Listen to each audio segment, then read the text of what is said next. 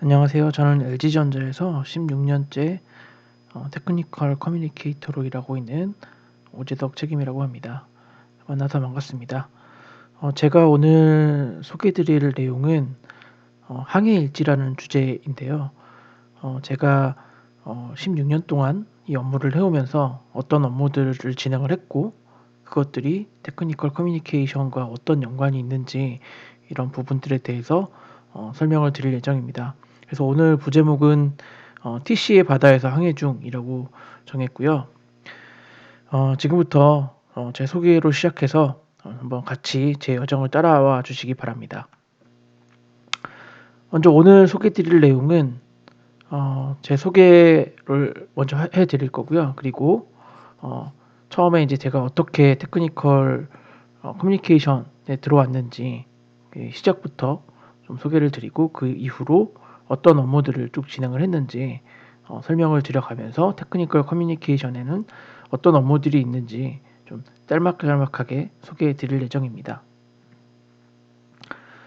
네, 일단 제 소개를 먼저 드리겠습니다. 저는 이제 테크니컬 커뮤니케이션 바다에서 약 16년째 현재 항해 중인 사람이고요. 이제 저 다음 달이면 17년 차가 되겠네요. 네. 그래서 저는 이제 06년도에 LG전자를 입사를 했고요. 테크니컬 라이터라는 업무를 시작을 했습니다. 이때는 주로 이제 내부 개발자 문서를 주로 작성을 했었고, 2010년도에는 테크니컬 라이터 역시 마찬가지로 같은 테크니컬 라이팅 업무를 했지만 이때는 이제 외부 개발자 문서를 주로 담당을 했었습니다. 그리고 2011년에 저희가 이제 플랫폼이라는 걸 하게 되면서 테크니컬 에반젤리스트 업무도 진행을 했고 15년도에는 또 이제 개발팀에서 또 개발도 좀 진행을 했었습니다. 그리고 18년도에는 마케터로서 마케팅만 전문적으로 한 건 아니고요. 테크니컬 에반젤리스트로서 같이 이제 병행해서 일을 하면서 여러 가지 또 업무들을 진행을 했었습니다.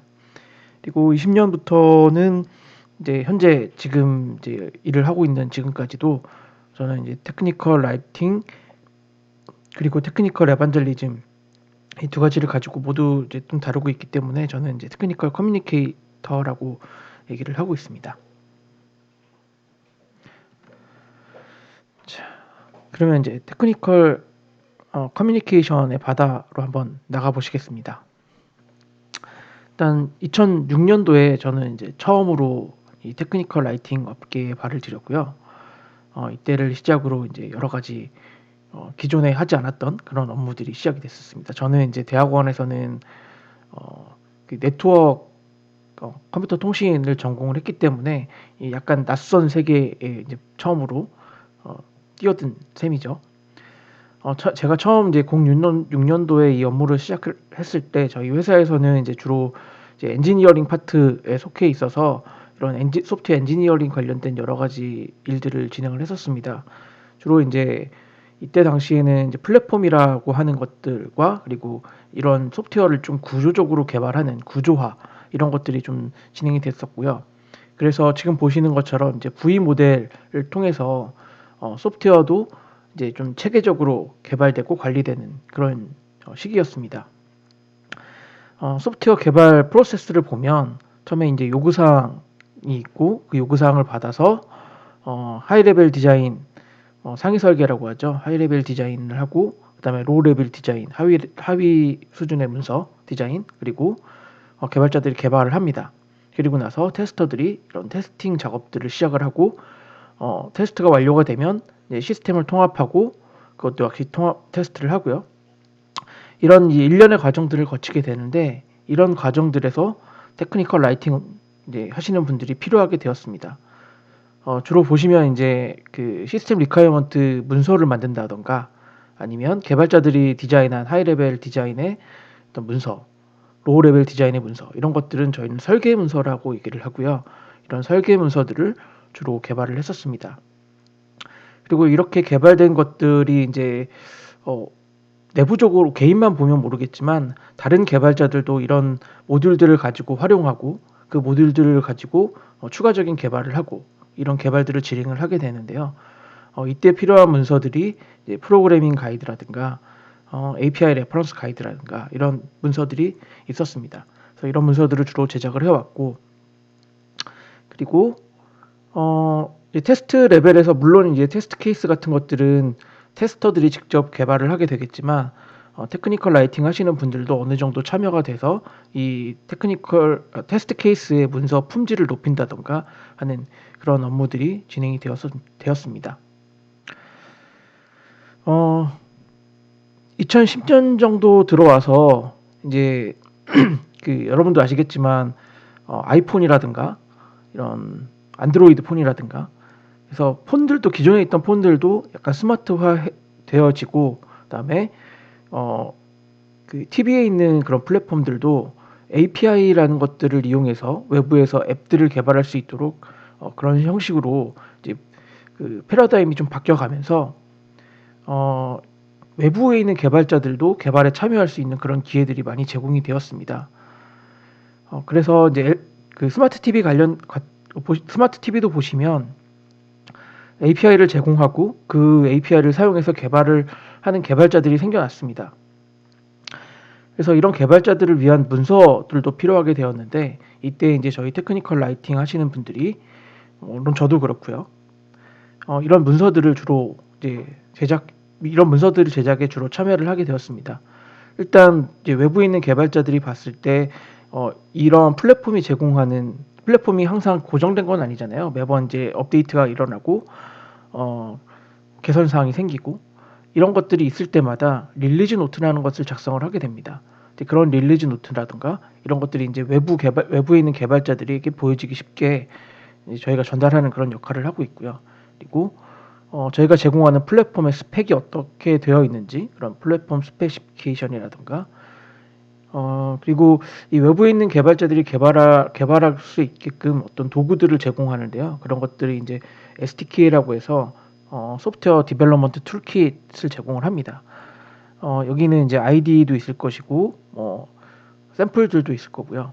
여러 가지 이제 문서들 포함하고 있습니다. 그래서 여기에 들어가는 것들을 좀 개발을 하는데요.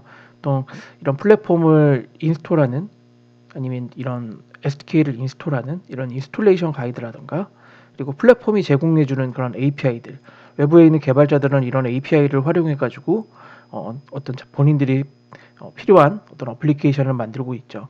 그래서 이런 API 레퍼런스 가이드, 그리고 API 명세만 알려주는 게 아니라 이런 API들을 어떻게 활용해서 개발에 이용할 것인지 그런 것들을 알려주는 디벨롭먼트 가이드, 이런 것들이 있습니다. 그리고 예, 그런 툴들에 대한 가이드도 역시 제공하겠죠. 이때부터는 저희는 이제 내부 개발자 용 문서는 물론이고, 그 이외에 이제 외부로 나가는 문서들도 저희 테크니컬 라이팅 하시는 분들이 모두 작성을 했습니다. 플랫폼이 있다 보니까 당연히 이제 개발자도 생겨날 거고, 그럼 그 개발자들에게 문서를 만들었습니다. 그럼 이 문서를 어떻게 효과적으로 전달하느냐, 여러 가지 방법이 있겠죠. 개발자 사이트를 통해서 전달하는 방법도 있겠지만, 이때 저희는 이제 테크니컬 에반젤리즘이라고 해서 저희가 만들어 놓은 이런 API들을 활용해서 개발할 수 있게끔 그런 외부 개발자들을 끌어들이는 그런 업무들을 좀 새로운 업무로 생겨났었습니다. 그래서 2011년도에 제가 이런 업무들을 담당을 하게 됐고요. 이때는 주로 이제 저희가 플랫폼 관련된 행사들을 좀 많이 진행을 했었습니다. 개발자 행사라든가 이런 것들을 진행을 하고 있었고요. 주로 이제 이런 테크니컬 에반젤리즘 업무를 하는 사람들을 테크니컬 에반젤리스트 혹은 테크놀로지 에반젤리스트라는 이름으로 좀 불리고 있고요. 주로 하는 업무들은 외부 개발자를 만나고 외부 개발자에게 플랫폼에 대한 정보를 전달하고, 그들이 필요로 하는 것들을 내부 개발자에게 전달을 하고, 그렇게 해서 플랫폼을 강화하는 그런 업무들인데요.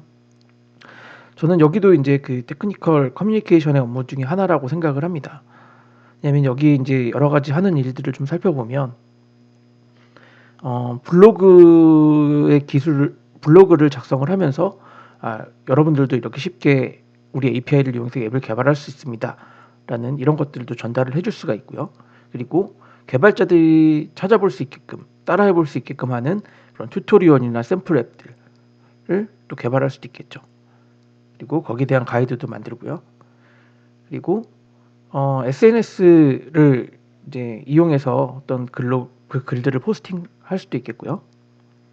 아니면 그 디벨로퍼 컨퍼런스 같은 데 참여해서 이런 정보들을 전달을 해줄 수가 있겠죠. 물론 이런 정보들은 앞에서 말씀드린 것처럼 테크니컬 라이터들이 잘 만들어 놓은 그런 컨텐츠들이 활용될 것입니다. 그런 걸 어떻게 전달을 잘 하느냐, 이제 그런 부분에 대한 얘기인 거죠. 2015년에 들어와서 저는 이제 약간 방향성을 바꿨습니다. 그래서 툴 개발자로 좀 전향을 했는데요. 이 전향하게 된 이유는 앞에 제가 그 테크니컬 에반젤리스트 업무를 했지 않습니까? 근데 이때 이제 제가 좀 고민이 있었던 부분은 그러면 내가 이렇게 지금 개발자를 만나고 개발자하고 같이 업무를 하고 있는데 이 개발자는 과연 어떻게 개발을 하고 어떤 생활 습성을 가지고 일을 하고 있는가 그들을 이해해야 될 필요가 있을 것 같다. 그래서 저는 이제 15년도에 개발팀으로 좀 자리를 옮겼습니다. 근데 멀리 가지는 못했고요. 아까 좀 설명을 드렸던 그런 SDK, 소프트웨어 디벨롭먼트 툴킷을 가지고 그걸 개발하는 팀으로 좀 자리를 옮겼습니다. 옮겨서 저는 이제 SDK 중에 일부를 좀 개발을 하기도 했고요. 그 다음에 이 NDK라고 하는 네이티브 디벨롭먼트 툴킷 이런 것도 개발을 했고요. 물론 깊게 개발은 하진 않았고 약간 이제 조금씩 개발을 해봤고요. 이런 과정에서 여기서도 이제 물론 개발자이기 때문에 저는 릴리즈 노트라든가 툴 가이드 이런 것들을 100% 제작을 하지는 않았고요. 저희가 초안 같은 걸 써서 이제 그 테크니컬 라이팅 팀으로 전달을 한다던가 하는 그런 업무들도 진행을 했었습니다. 네. 그래서 여기도 마찬가지로 뭐 그 테크니컬 커뮤니케이션 업무와 크게 다르지는 않는 것 같다라는 걸 좀 느꼈고요. 제가 이 부서에 있다가 이제 한 3년 정도 일을 했을 거예요. 3년 정도 일을 하다가 보니까 개발은 좀 나랑 맞지 않겠구나. 왜냐하면 기존에 이제 개발을 했던 분들이 워낙 스킬이 좋고 그래서 저는 이제 흥미도 별로 이렇게 많지는 않았고 저하고 적성이 좀 맞는 것 같지 않아서 다시 또 이제 다른 길을 좀 모색을 했었습니다. 그래서 2018년도에 제가 찾았던 그 길은 어, 다시 또 이제 그런 비슷한 영역으로 돌아왔죠. 그래서 마케팅 업무와 약간 테크니컬 에반젤리스트 업무를 좀 병행하는 그런 업무들을 진행을 했었습니다. 이때 이제 저희가 웹OS라는 플랫폼을 2018년도에 14년도에 저희가 그 인수를 해왔고 해서 이제 스마트 TV에 집어 적용을 했고요. 2018년도에 웹OS 오픈소스 에디션이라는 거를 릴리즈를 했습니다. 그리고 2019년도에 이제 웹OS를 자동차 인포테인먼트 시스템 쪽에 좀 활용해 보자 해서 웹OS 오토라는 것을 이제 개발을 하게 됐고요. 저는 요 시점 즈음에 이제 이 마케팅 업무와 테크니컬 에반젤리스트 업무 이 두 가지를 병행을 했습니다. 마케터는 이제 웹OS 오토라는 플랫폼이 저희가 이제 사업화를 하기 시작을 했고 이제 고객들을 만나서 어떤 문서들을 전달을 해야 되고 우리 플랫폼이 이렇게 좋습니다라는 이런 사업적인 접근법으로 좀 접근해야 될 필요가 있어서 뭐 화이트 페이퍼라든가 브로셔 그리고 리플렛 뭐 이런 것들을 주로 개발을 했습니다. 그래서 고객사한테 찾아가서 보여줄 때 필요한 그런 문서들 혹은 설명하는 문서들 이런 것들을 좀 개발을 했습니다. 그리고 이런 문서들뿐만 아니라 이제 그 사회로 나가는 홍보성 문서들이 있지 않습니까?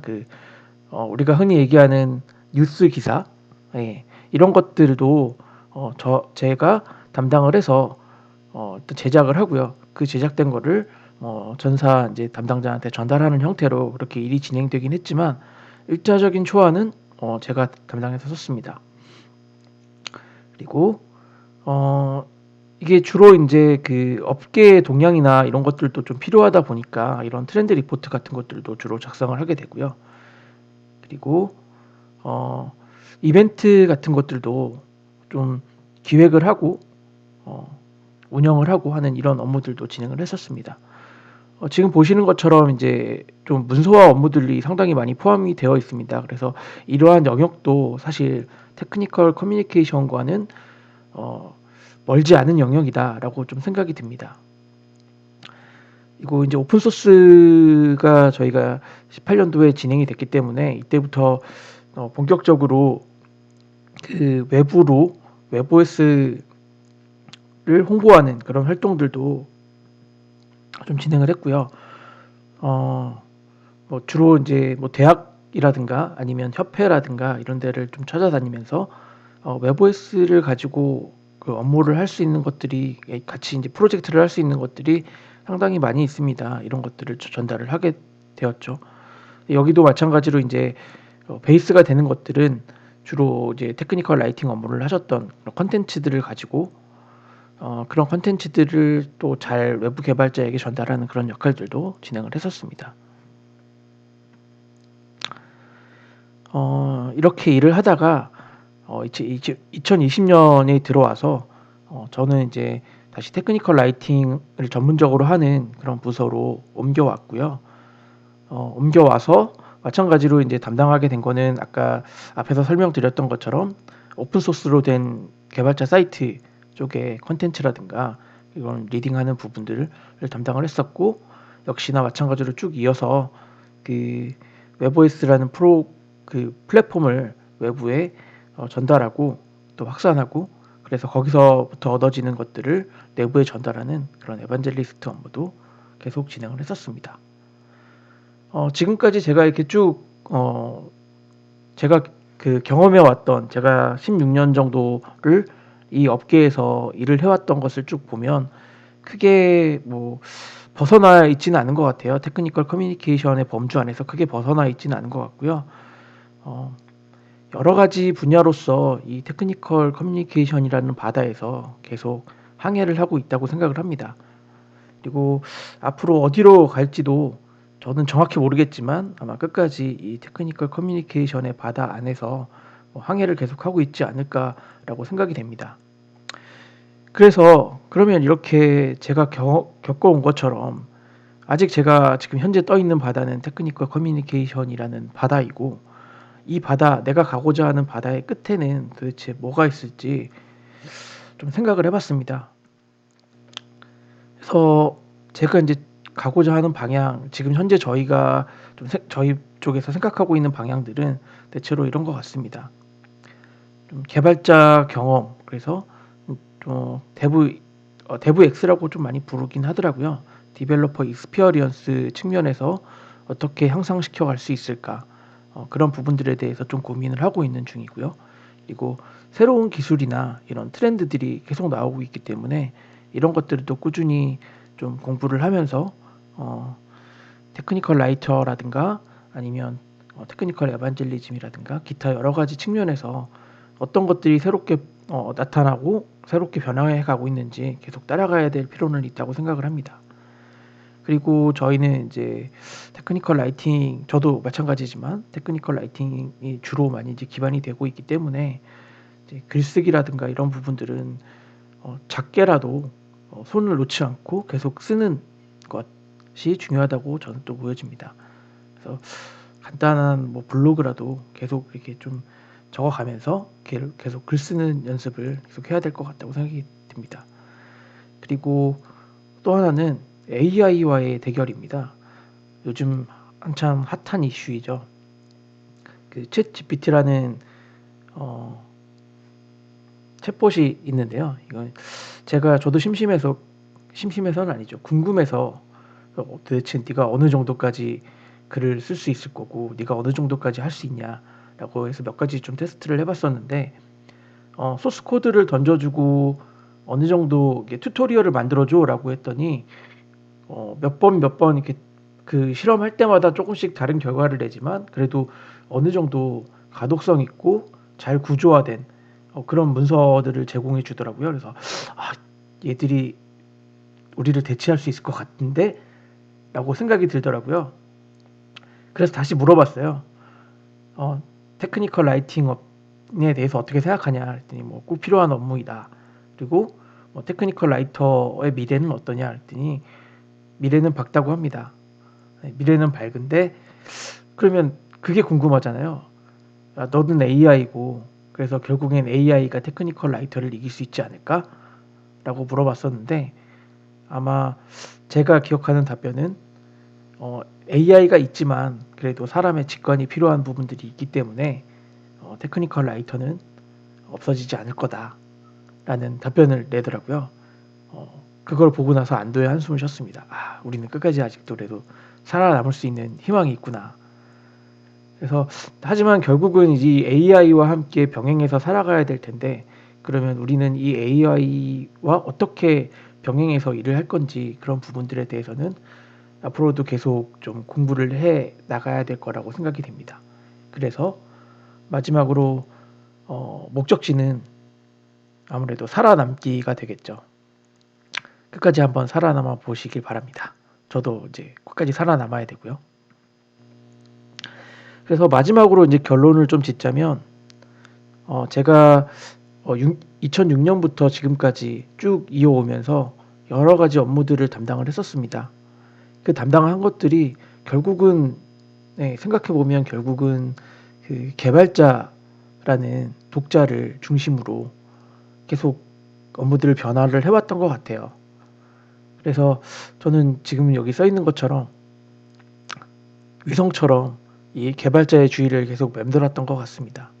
이렇게 돌아보면 테크니컬 커뮤니케이션이라는 그 영역 안에 상당히 많은 개발 직군들 혹은 그 번역을 하시는 분들도 있을 거고 여기 보시면 이제 테크니컬 일러스트레이터라든가 테크니컬 라이터, 에디터, UX를 다루는 UX 라이터, 그리고 정보를 구조화하는 인포메이션 아키텍트, 그리고 웹을 개발하는 웹사이트 같은 것들을 개발을 하는 디자이너, 디벨로퍼 이런 분들도 있을 거고요. 그리고 API만 전문으로 쓰시는 분들도 있을 거고요. 이러한 다양한 직군들이 테크니컬 커뮤니케이션 안에 있는 거고 저희는 그 안에서 꼭 한 가지 분야에만 머물 필요는 없다고 생각을 합니다. 여러 가지 경험을 해보고 그 경험이 나에게 맞으면 그 분야로 계속 이어가는 거고 아니면 잠깐은 뭐 테크니컬 라이터 업무를 했다가 또 어떨 때는 테크니컬 에디터를 또 했다가 또 필요하면 테크니컬 에반젤리스트도 했다가 또 필요하다면 API 라이터도 됐다가 이런 형태로 계속 그 테크니컬 커뮤니케이션 안에서 어떤 본인의 영역들을 더 확장하고 늘려가고 발전시켰으면 하는 그런 바람이 있습니다. 지금까지 제 얘기를 들어주셔서 감사합니다.